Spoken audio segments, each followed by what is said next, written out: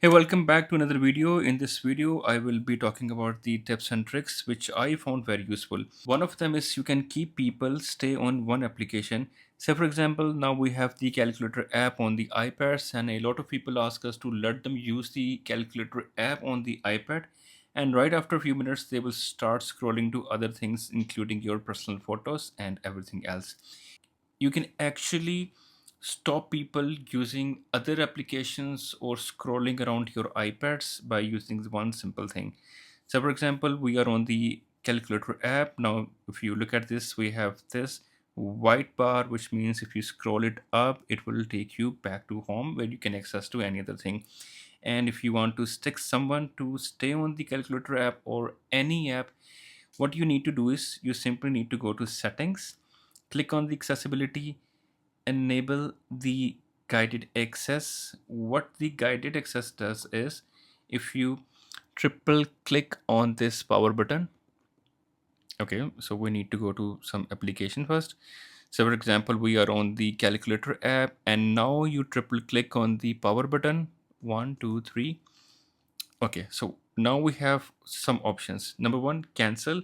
We can cancel the guided access or we can start this. Let's say we wanna use the guided access. We're gonna simply click on this start button and we have to enter a passcode. Let's enter the passcode once again.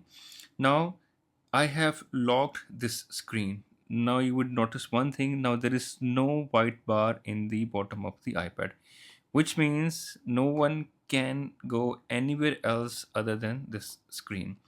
So if someone is asking you to let them use the iPad for the calculator app or for any one specific app, you can keep them on using one that app. This is also very useful for the children if they want to do one specific thing. Say for example, they want to do drawings on the iPad. You can simply open the drawings app or you can lock the screen, lock the app. They won't be able to scroll around anywhere.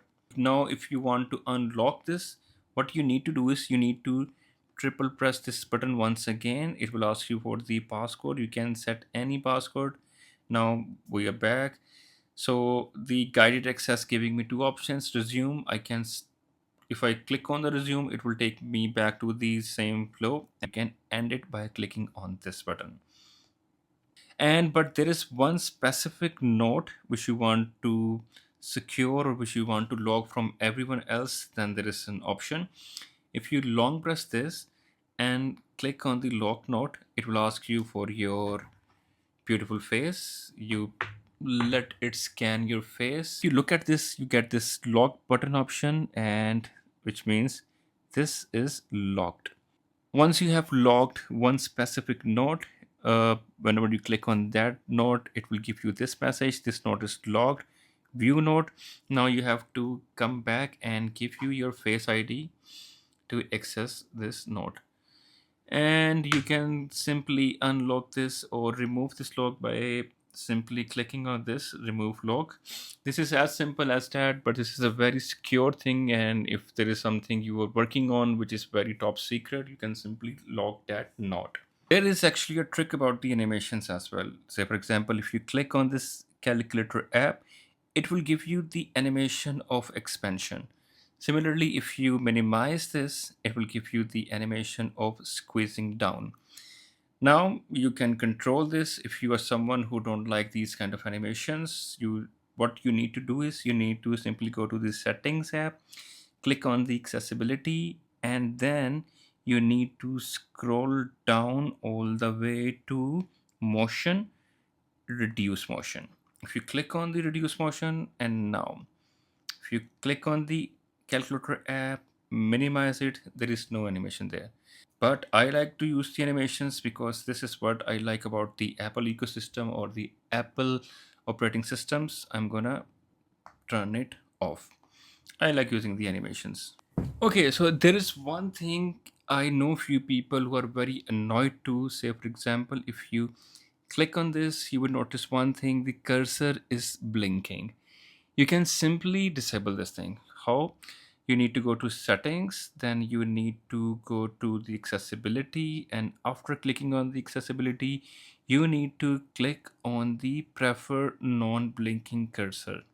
When this is disabled, now if you look at this, the cursor is not stagnant, it is not moving anymore. But I like the moving cursor, so I'm gonna turn it on as well. There is one another option which you can enable the trackpad on your iPad, and you can use that trackpad as similarly as you're using the trackpad on your MacBook Pros or your any other laptop. You simply go to the settings, click on the accessibility, and then click on the assistive touch, and then you need to enable the virtual trackpad. When you click on the virtual trackpad, I am using this as a mouse. Click on the settings, back, and we can click on anything, and you when you click on this, it gives you the clicking gesture as well. You can simply adjust this trackpad anywhere around. You can change its size, its location. You can also increase the tracking speed like this. You can also customize this trackpad, like you have the option to increase the speed, like we have the bar here, we can increase or decrease it. And then we have the natural scrolling content will be track the movement of your fingers. This is how you naturally scroll things. Then we have the option to adjust the scroll speed as well.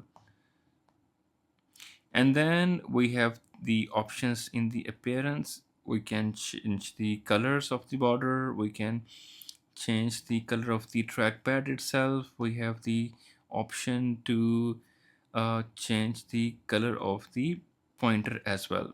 So if you want to disable it, simply go to the assistive touch and disable it. You don't have any option to delete all of your alarms by simply clicking them. So for example, if you want to delete all of them, you have to delete them one by one. You can't delete all of them at once. So there is one option in which you can simply delete all of these alarms by simply one command, and that is, my friends, Siri. Long press this button, enable the Siri. Hey Siri, delete all the alarms. That is the only option where you can delete all of your alarms with single command. A lot of people complain that there is no home button on the iPad, especially those people who are not familiar with the Apple ecosystem. There is actually ways of using the home buttons. If you take 5 fingers and you do this, it will take you to home. If you use 4 fingers, you get the option to change the pages, to change the applications. See? There is a very cool option to copy the content on your iPad. Say, for example, if you double tap something, if you want to copy this, what you need to do is you need to press these 3 fingers on the iPad. It gives you the option to copy. Now that thing is copy. If you want to paste it, now click on these fingers, you get the option to paste. Copy paste is very easy on the iPads, by the way. If you long press your 2 fingers on the iPad, now you have the option to move your cursor anywhere on the screen, and you can edit anything in between any of these written digits. On your keyboard, there are two options. Number one, say for example, we have A, and on top of the A, there is at the rate written. If I want to click on the A, I simply click on this. If I want to type the at the rate, I have to swipe it down. Look. So these are the tips and tricks which I use. Do let me know which tips and tricks you like to use on your iPads. Thank you.